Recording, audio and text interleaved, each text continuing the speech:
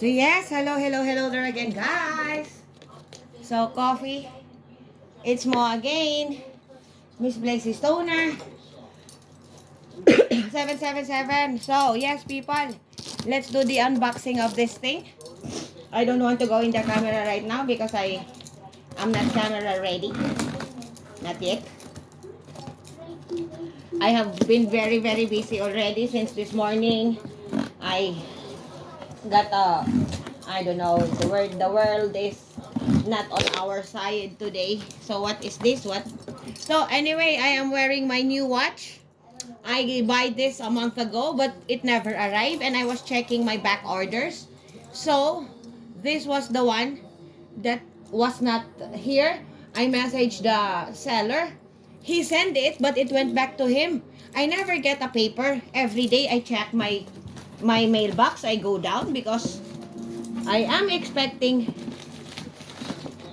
What is this? Why do I have a Schweizer site? Waro, are you going to throw some of your nonsense to me? Because this you have to pay when you throw this in the Switzerland. You know, papers and everything is always. Oh, I have my military. Wow, it arrived. Hooray. So what is a Schweizer site? Because since this is not supposed to be in my bag, what is this? And this is heavy, you know. You put these things in my nonsense, which makes the packet more heavier. Why would you even do that? What is this? Meinungsfreiheit verkaufen. You know, what am I?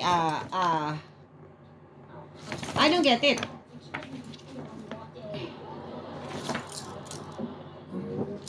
Do you even see this? Because why would you even send this to me? I don't get it. What is a Schweizer site? I never heard about this newspaper before. So I got my military. You know that I am a very military memorabilia person. And what is this? Why did he even sending me these things?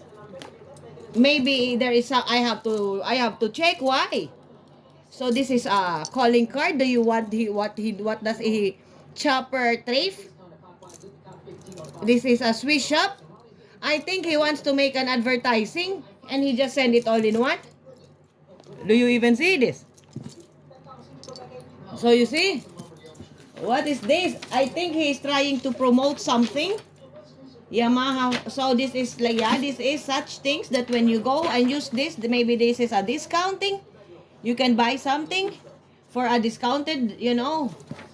Flowmart. Yes, this is a Sortip Rheinschauen Lonzig. Yeah. So yeah, this, if I use this one, maybe I can get a discount. So this, yeah, this is actually a good, you know, if a good selling promotion. Because when you send something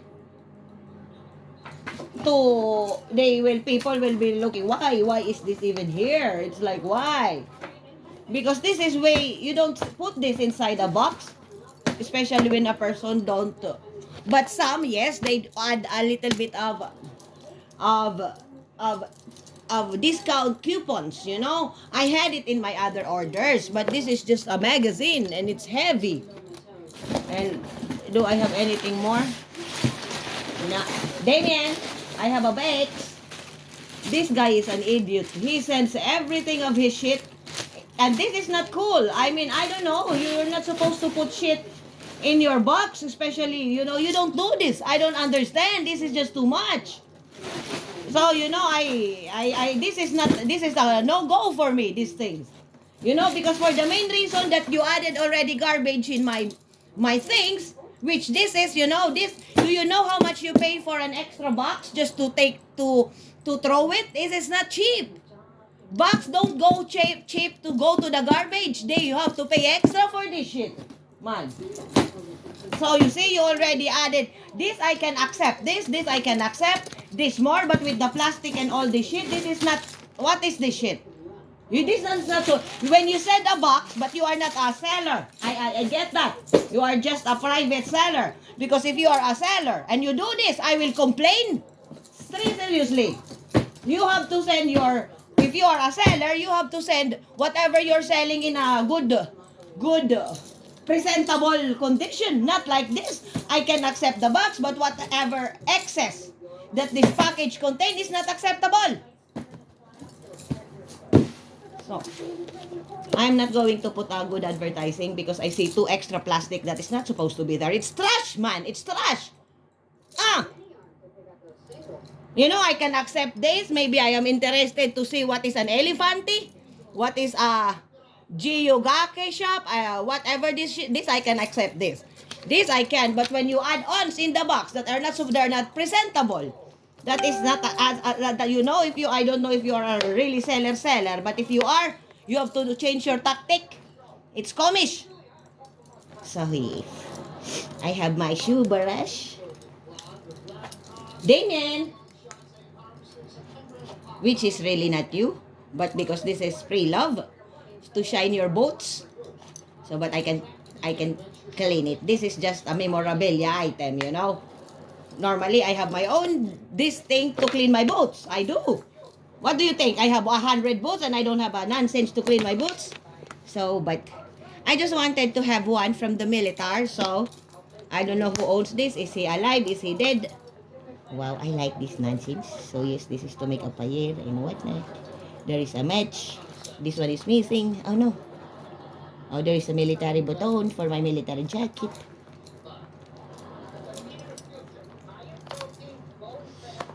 Yeah, sometimes, but it is what it is. I don't cry over spilled milk, you know.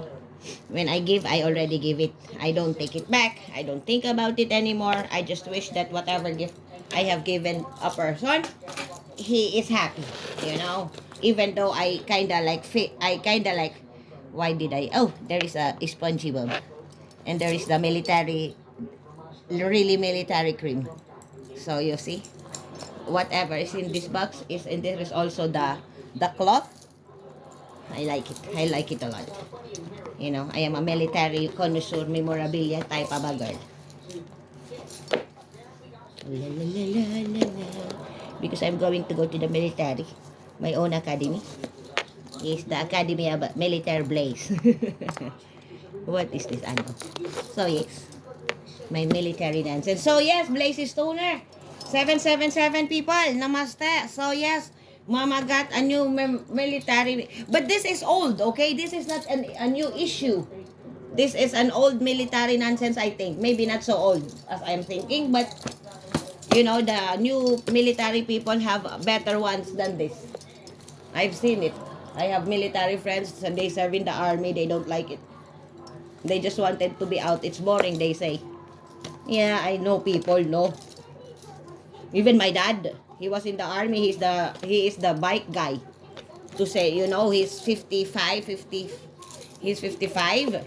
So, he was also in the Swiss military. Okay, bye-bye now. Bye-bye, bye-bye. Bye-bye, bye-bye.